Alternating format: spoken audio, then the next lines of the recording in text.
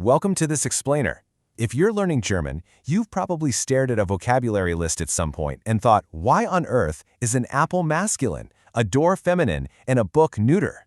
Look, you are definitely not alone. It drives everyone crazy at first. But today, we're going to completely demystify the notoriously tricky German article system. Think of this as your ultimate step-by-step guide to finally cracking the code of der, die, and das.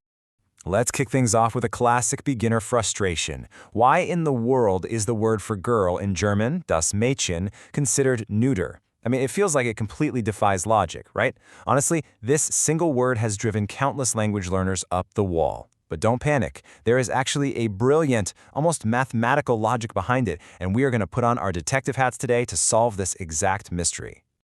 Okay, let's dive into this. Here's our roadmap for today. We'll quickly cover why we need articles, definite versus indefinite, the gender code found in suffixes, traps and exceptions, negation using the word kein, and finally, life without an article. All right, section 1. Why do we even need articles? I want you to really frame yourself as a language detective here. It's so easy to look at articles as just annoying extra words designed to make grammar difficult. We've all been there. But they aren't just fluff. They are absolutely crucial ID tags. You see, in German, the noun itself often doesn't change much. So the article acts as this vital name tag that reveals three massive clues: the gender of the noun, the number, meaning if it's singular or plural, and the case, which basically tells us the role that noun is playing in the sentence. You know, like whether it's the subject doing the action or the object receiving it. Now, the foundation of this entire system rests on three core ID tags in their base form, which is the nominative case. We've got der for masculine nouns, we have die for feminine nouns, and hey, fun fact, die is conveniently used for all plural nouns too, and then there's das for neuter nouns. The biggest takeaway here, whenever you learn a new German noun, you absolutely must learn its ID tag. They are a total package deal. Moving on to section 2, definite versus indefinite. What is the difference? And this brilliantly illustrates a difference. Take a look at these real-life scenarios. For a definite article, we say, der Hund schläft. That translates to the dog sleeps. You're going to use der, die, or das when you mean a specific, concrete thing, like a specific dog we already talked about. But for an indefinite article, we say ein Hund läuft, meaning a dog runs. You use ein or eine when you're mentioning any random dog for the very first time. Oh, and a quick pro tip, there's no indefinite article for plural nouns. I mean, you can't say a dogs in English either, right? Okay, section 3. This is the big aha moment, the gender code and decoding suffixes. Now, what's really interesting about this slide is that it proves German noun genders aren't just completely random. The secret actually lies in the suffixes. Check out the word endings in that red column. Words ending in ung, like die Zeitung for the newspaper, or heit, like die Freiheit for freedom, are overwhelmingly feminine. Over in the blue column, endings like era, such as der Lehrer for the teacher, or ismus, are masculine.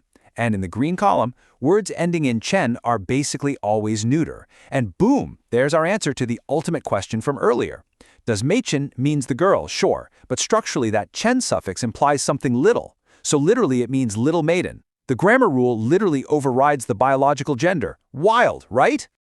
Of course, every good detective story has its twists. Section 4, traps and exceptions. Yep, here is where our logic gets tested a bit. Look at the E trap. While about 90% of words ending in E are feminine, there are definitely some wolves in sheep's clothing. Words like der Junge for the boy, der Name for the name, and der Käse for the cheese are completely masculine despite that E ending. There's also the monkey, der Affe.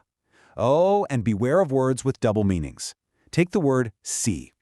Der See with the masculine article means the lake, but swap that ID tag to DC and suddenly you're talking about the sea or ocean.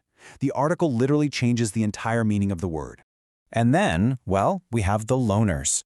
These are highly popular, everyday words that just flat out defy the standard suffix logic we just learned. For instance, die Nacht, the night, is feminine, even though a lot of short words ending in T are actually masculine. Das Herz, the heart, is neuter. Der Sport is masculine, and die Hand is feminine.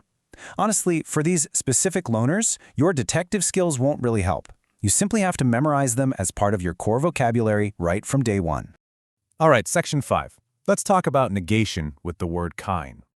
Let's move to this chart and see how it builds on what we already know. The word kein is an incredibly powerful tool for beginners to make negative statements. It negates nouns that either have an indefinite article or no article at all. And if you look closely, notice how kein conjugates almost exactly like the indefinite article ein. But here is its superpower. Because it means not any or no, it actually has a plural form. You can see right there that keine is used for plural nouns in both the nominative and accusative cases. Here's how effortlessly it works in practice. Take a simple positive statement. Das ist ein Eis, meaning that is an ice cream. Now, to flip this, we simply swap ein for kein. Das ist kein Eis. That is no ice cream. It's a clean, instant transformation. Just remember, if the noun had a definite article like der, die, or das, you'd use the word nicht to negate the sentence. But for indefinite things, kein is absolutely your best friend. Finally, Section 6, life without an article. Yes, it exists. So, the crucial point here is that sometimes knowing when not to use an article is exactly what makes you sound much more natural and fluent. We call these zero-article scenarios. Basically, you drop the article completely when talking about most cities and countries. You also drop it when stating a person's profession with the verbs to be or to become. You skip it for specific skills and languages, and finally when talking generally about materials and substances like wood, water, or paper. Let's look at how clean these sentences become. Ich spiele Klavier. I play piano. See? No article needed for the skill. Or, mein Bruder will Arzt werden. My brother wants to become a doctor. Again, no article needed for the profession. Dropping the article in these specific scenarios instantly elevates your German. It makes it sound completely native and so much less cluttered. And there you have it. From understanding ID tags and suffixes to mastering kein and knowing exactly when to embrace the zero article. The next time you see a massive German word, don't just guess. Look for the clues at the end of the word. So what do you think? Are you ready to crack the article code in your next German conversation?